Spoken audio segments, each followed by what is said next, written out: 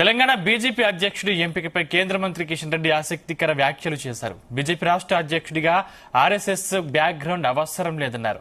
BJP క్రియాశీలక సభ్యత్వం ఉంటే చాలు అని కిషన్ రెడ్డి తెలిపారు. 2 సార్లు బీజేపీ గుర్తుపై పోటీ చేసినా సరిపోతుందని అన్నారు. ఇక మల్కాజ్గిరి ఎంపీ ఈటెల రాజేందర్ కూడా బీజేపీ అధ్యక్ష రేసులో ఉంటారని కీలక వ్యాఖ్యలు చేశారు. దీంతో భవిష్యత్తు తెలంగాణ రాష్ట్ర బీజేపీ అధ్యక్షుడిగా ఈటెల రాజేందర్ కు లైన్ క్లియర్ అయినట్లు తెలుస్తోంది.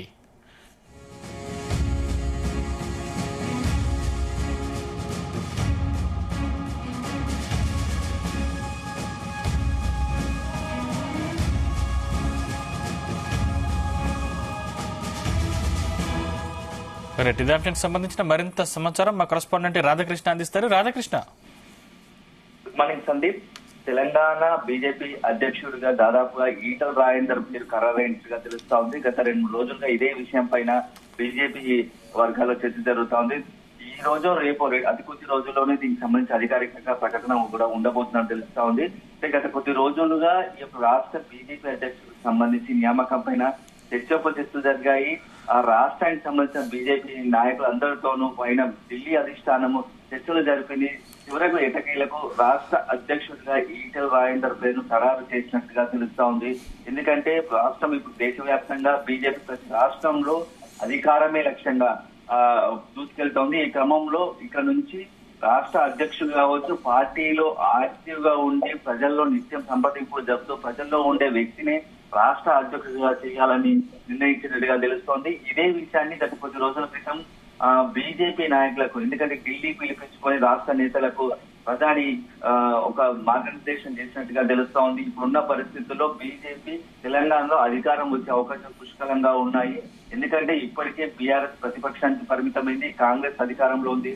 కాంగ్రెస్ రాష్ట్ర ప్రజలకు ఇచ్చిన హామీలను నెరవేర్చడంలో విఫలం అవుతుంది. ఇలాంటి సమయంలో కొంత రాజకీయంగా బీఆర్ఎస్ ఇబ్బంది ఎదుర్కొంటుంది. అదే సమయంలో కాంగ్రెస్ హామీలు నెరవేర్చలేదు.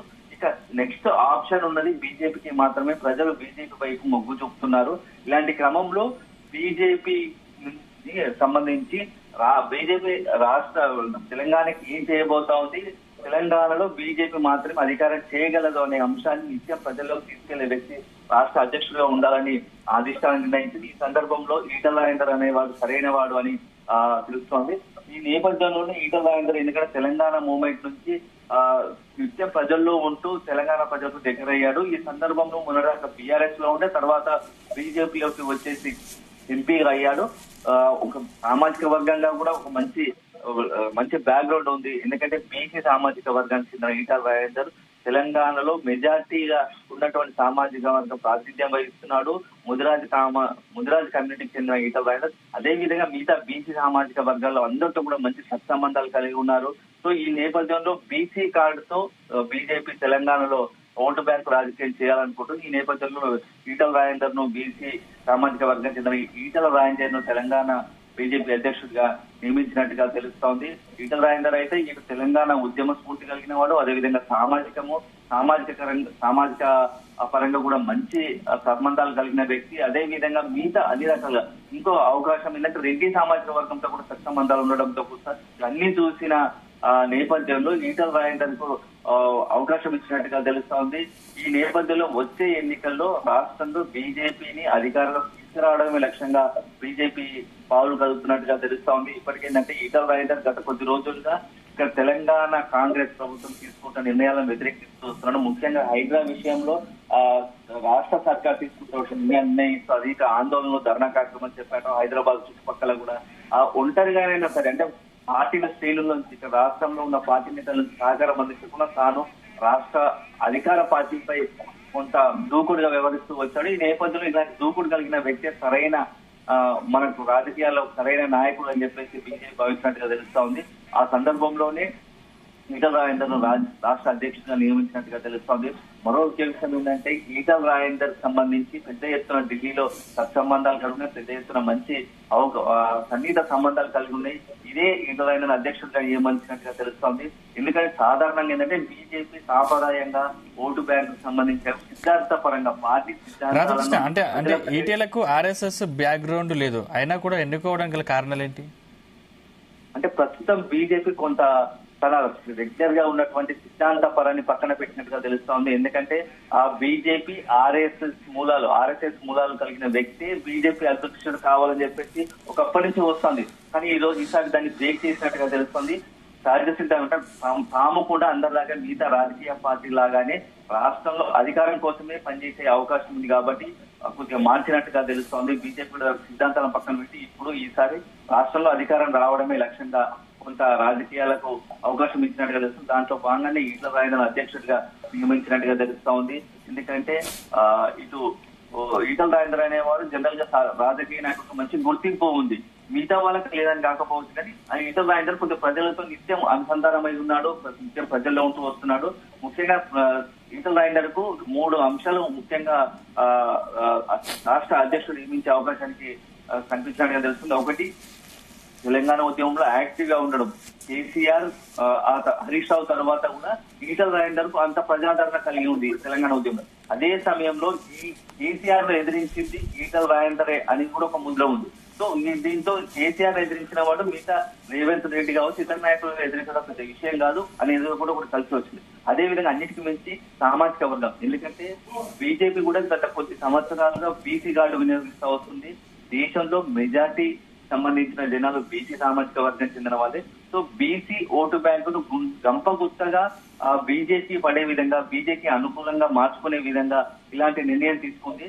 ఎందుకంటే తెలంగాణలో ఎక్కువ ముదిరాజులు ఉన్నారు. దాదాపు తెలంగాణ బీసీ జనాభా ఎక్కువ ఉంది. దాంట్లో ముదిరాజు, మున్నూరు కాపు, మేజరు, గౌడ్, యాదవ్. సో వీళ్ళందరితో పాటు ముదిరాజు సామాజిక వర్గం చెందిన ఈటల రాజేందర్ కు మిగతా బీసీలో మిగతా సామాజిక వర్గాలతో కూడా సంబంధాలు ఉన్నాయి. ఈటల రాజేందర్ పట్ల కొంత సానుకూలత ఉంది. ఎందుకంటే ఒక మంచి లీడర్ గా బీసీ నుంచి ఇప్పటివరకు మంచి నాయకుడు లేడు. ఈటల రాజేందర్ సరైన నాయకుడు అని చెప్పేసి బీసీలో కూడా కొంత చర్చ జరుగుతా ఉంది. ఈ నేపథ్యంలో బీసీ కార్డును ఉపయోగించినట్టుగా తెలుస్తుంది. ఆ బీసీ మరో ముఖ్య విషయం ఏంటంటే ప్రతి అంశం పైన, అంటే గతంలో బీఆర్ఎస్ అధికారంలో ఉన్నప్పుడు కేసీఆర్ సర్కారులో ఈటల రాజేందర్ విభజించాడు, విమర్శలు చేశాడు. కేసీఆర్ ప్రభుత్వం తీసుకున్నటువంటి నిర్ణయాలు ఎండగట్టే ప్రయత్నం చేశాడు. అదే సందర్భంలో ఇప్పుడు కాంగ్రెస్ సర్కార్, రేవంత్ సర్కార్ తీసుకుంటున్నటువంటి నిర్ణయాలను, ప్రజా వ్యతిరేక నిర్ణయాలు కావచ్చు, దానికి సంబంధించి ఎప్పటికప్పుడు రాష్ట్ర ప్రభుత్వాన్ని విమర్శిస్తూ వస్తున్నారు. రాష్ట్ర ప్రభుత్వం నిలదీసే ప్రయత్నం చేస్తున్నారు. అవసరమైతే పరిస్థితిని బట్టి ఆందోళన చేస్తున్నాడు. ఈ నేపథ్యంలోనే ఈటల రాజేందర్ వాడు పరిస్థితులకు అనుగుణంగా రాజకీయాలు చేయగలుగుతాడు. సో ఈటల రాజేందర్ అనే వారి నాయకత్వంలో తెలంగాణలో బీజేపీ ఖచ్చితంగా బలోపేతం అవుతుంది. రాష్ట్రంలో అధికారం కూడా చేసే అవకాశం ఉంది అని చెప్పేసి బీజేపీ అధిష్టానం భావించినట్టుగా తెలుస్తోంది. ఇదే నిర్ణయాన్ని గత కొద్ది రోజుల క్రితము రాష్ట్రానికి సంబంధించిన బీజేపీ ఎమ్మెల్యేలు, ఎమ్మెల్సీలు, ఎంపీలు అందరితో కూడా చాలా రోజుల తర్వాత ప్రధాని వీళ్ళందరినీ పిలిపించుకొని దాదాపు గంట పాటు వీళ్ళతో చర్చించాడు. రాష్ట్రంలో బీజేపీని అధికారాన్ని ఇలా తీసుకురావాలి, నాయకత్వం ఎవరి చేతిలో ఉండాలి, ఇవన్నీ వాటి అన్నిటిపైన ప్రధాని తెలంగాణ రాష్ట్ర బీజేపీ నాయకులు కొంత మార్గనిర్దేశకం చేశారు. ఈ క్రమంలోనే అప్పుడే ఊటంకంగా కొంత ఈటల రాజేందర్ ను అధ్యక్షుడిగా చేస్తే బాగుంటుందనే తన మనసులోని ఆలోచన కూడా బయటపెట్టినట్టు తెలుస్తోంది. అప్పటి నుంచి చర్చలు జరిగాయి. చివరకు ఇప్పుడు ఫైనల్ చేసినట్టుగా తెలుస్తోంది. ఇక అధికారికంగా ప్రకటించడమే మిగిలిపోయింది. అది కూడా ఈ రోజా రేపా కొద్ది రోజు 2-3 రోజుల్లోనే ఈ ప్రకటన ఉంటుందని చెప్పేసి రాష్ట్ర బీజేపీ వర్గాలు చెప్తా ఉన్నాయి. రాధాకృష్ణ, అంటే ఇది మోదీ నిర్ణయం అనుకోవచ్చా?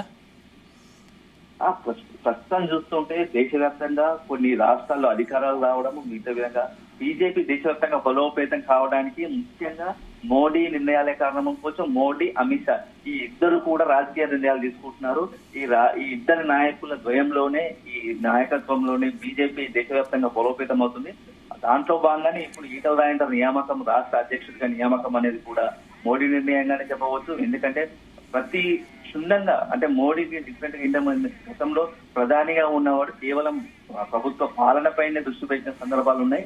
కానీ మోడీ మాత్రం కొంత విభిన్న శైలి, ఇటు రాజకీయంగా బలపడుతుండాలి, అదే విధంగా అధికారంగా పరిపాలన పరంగా కూడా ప్రజలకు, దేశవ్యాప్తంగా ప్రజలకు అన్ని సేవలు అందిస్తూ రాజకీయం కూడా బలపడాలని కోణంతో ఇప్పుడు మోడీ వ్యూహం ఉన్నట్టుగా తెలుస్తాం.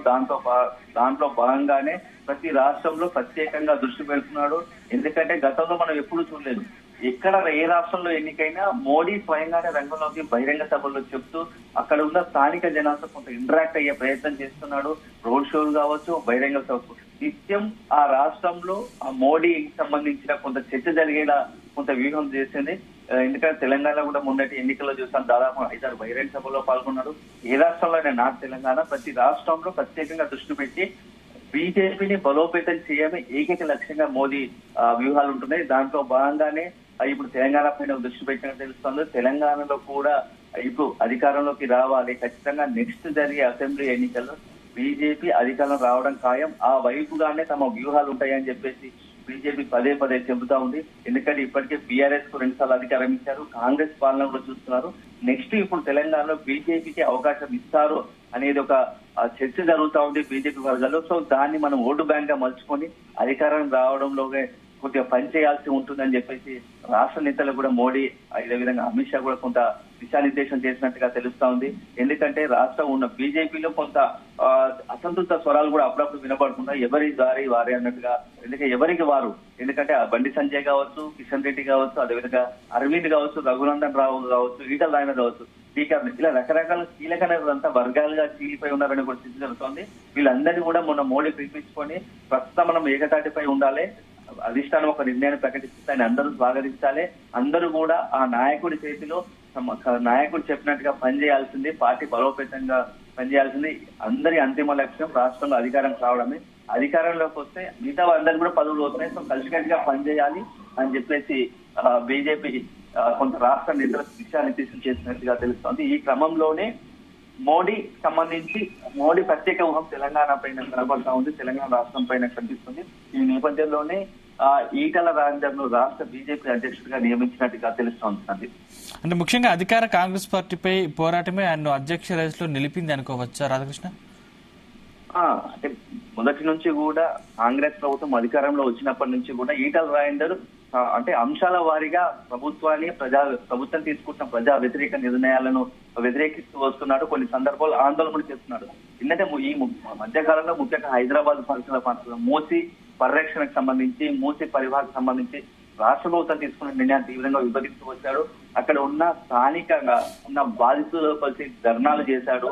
సో ఈ బీజేపీ తరఫున హైదరాబాద్ పైన పోరాడిన ఏకైక నాయకుడిగా ఈటల రాజేందర్ ఉంటూ వస్తున్నాడు.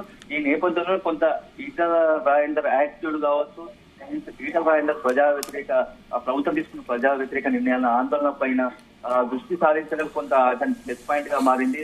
బీజేపీ అధిష్టానం కూడా ఇదే చూసినట్టుగా తెలుస్తోంది. ఎందుకంటే ఇప్పుడు సిద్ధాంతంతో పాటు ప్రజా వ్యతిరేక నిర్ణయాలను మనం ఎప్పటికప్పుడు నిలదీస్తూ రాష్ట్ర ప్రభుత్వాన్ని హెచ్చరిస్తే ఆందోళన నిర్వహించడం కూడా కొంత ప్రజలకు అనుకూలంగా ఉన్న నాయకుడు అయితేనే అధ్యక్షుడిగా ఉంటే బాగుంటుందని చెప్పేసి బీజేపీ భావించినట్టు చూస్తుంది. దాంట్లో భాగంగానే ఈటల రాజేందర్ ను రాష్ట్ర అధ్యక్షుడిగా ఎన్నుకున్నట్టుగా తెలుస్తా ఉంది.